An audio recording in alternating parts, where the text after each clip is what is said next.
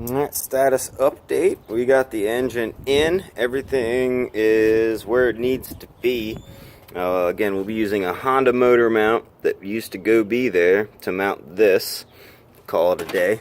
We'll be using a VR6 engine mount in place of a 2-liter because on the 2-liter, the bracket's like this. On the VR, it sits it back.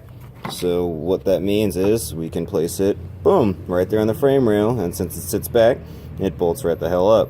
That's awesome. I just have to cut a notch right here, but that's not really a big deal. This is going to be tilted more up. So this is probably, the turbo's probably wind up being here, not way down there. It's just the engine hoist that has it at a certain position. So that's that.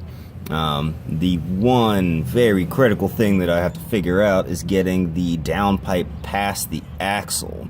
The fundamental difference between the Honda and the Volkswagen subframe is the Volkswagen subframe sits probably about 2-3 inches, maybe even 6 back further than the Honda one.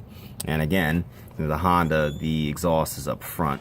That's partially why the subframe is designed this way, because it doesn't have to get a tube past it.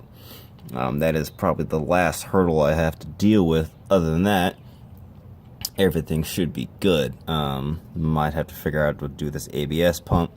As you can see, that's probably going to become an issue. I can just lift it up taller. Doesn't really matter. Again, everything is pretty much in position. This is kind of how the motor's going to sit. The radiator's going to have to go up here in front of the core support.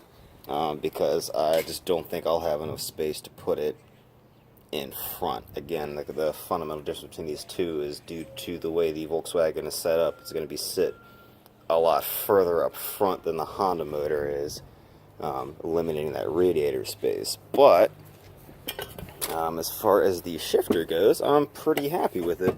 I thought it would be way off, but it's actually pretty good. I might modify maybe this or push it forward some more, but for the most part, it fits within the constraints of the Honda Dash.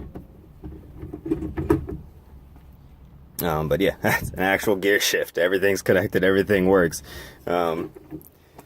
So yeah, that's where we're at. Exactly.